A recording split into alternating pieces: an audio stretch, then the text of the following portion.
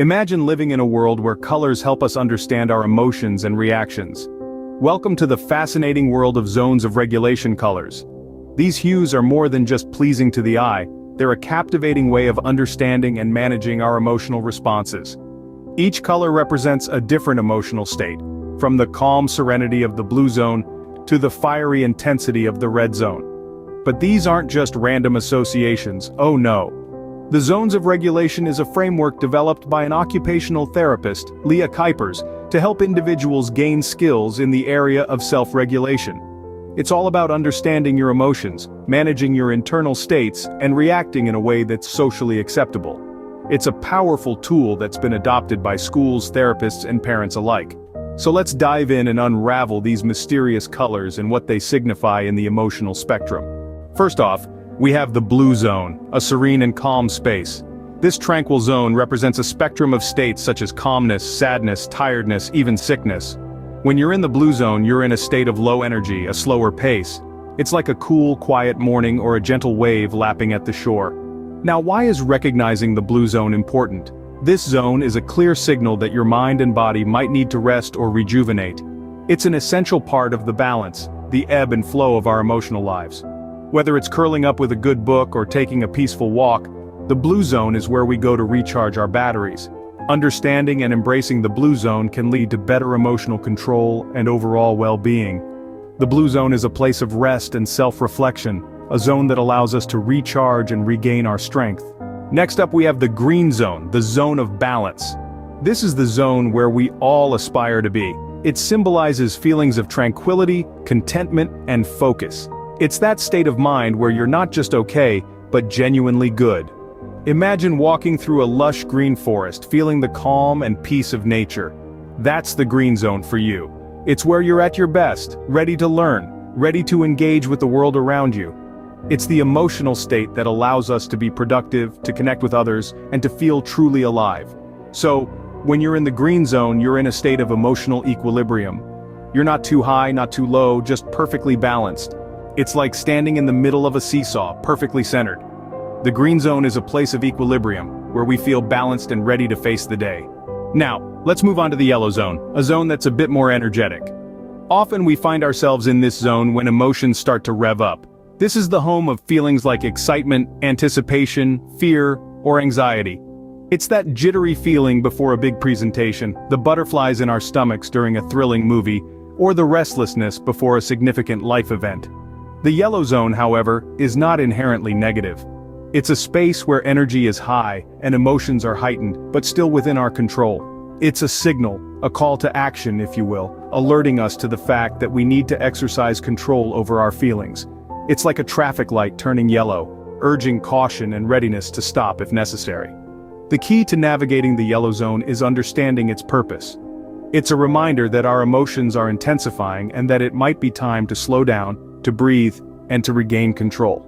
So remember, the yellow zone is a signal, a reminder to slow down and regain control. Finally, we have the red zone, a zone that demands immediate attention.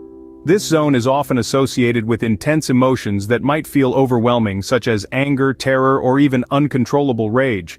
The red zone is not a place of comfort, but rather a signal that an individual is experiencing a heightened emotional state. Picture a kettle boiling over on the stove. The steam is intense and hot, just like the emotions that define the red zone. It's a place where emotions have reached a boiling point and there's an urgent need to reduce the heat. These intense emotions might make it hard for us to think clearly or make good decisions. However, it's essential to remember that being in the red zone does not mean one is bad or out of control. It simply indicates that there's a need to find a way to calm down, to turn down the heat of these emotions. The red zone is a call for action, a sign that we need to find our calm amidst the emotional storm. So, we've taken a journey through the zones of regulation colors, but what does it all mean in our everyday life? Think about it. Our world is a colorful spectrum of feelings, emotions, and states of being. The zones of regulation colors are not just hues on a palette. They are tools, guides, and languages that help us navigate this emotional landscape. Understanding these zones is crucial in managing our emotions better.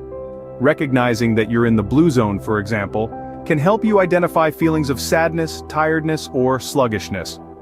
Once you've identified these feelings, you can begin to implement strategies to move yourself into a more comfortable emotional zone, such as the green zone. Similarly, the green zone, which represents a calm and focused state of mind, is the zone we often aim to be in. It's the zone where we feel ready to learn, work, and engage with others. Recognizing when we're in this zone allows us to take advantage of these productive moments and also helps us understand what conditions allow us to reach this state. Now let's consider the yellow zone.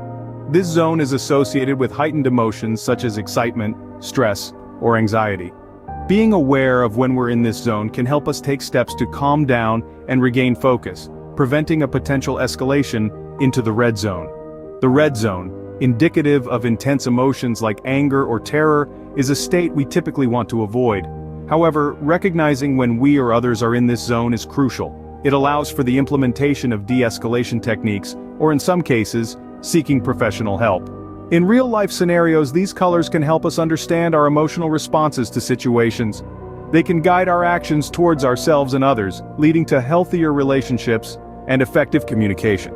For instance, a child throwing a tantrum might be in the red zone, and understanding this can guide a parent's response. Or, recognizing you're in the yellow zone before a big presentation can help you take steps to calm your nerves and perform better. Understanding and utilizing the zones of regulation colors can truly transform the way we perceive and manage our emotions. And that's a rainbow worth chasing. That concludes our colorful journey through the zones of regulation. We've explored the blue, green, yellow, and red zones, each representing different emotional states. Understanding these zones and their respective colors is crucial, not only for self-regulation but also for empathizing with others. It's a key tool in fostering emotional intelligence. If you found this video helpful, don't forget to subscribe to our channel for more insightful content. Remember, understanding your emotions is the first step towards emotional intelligence.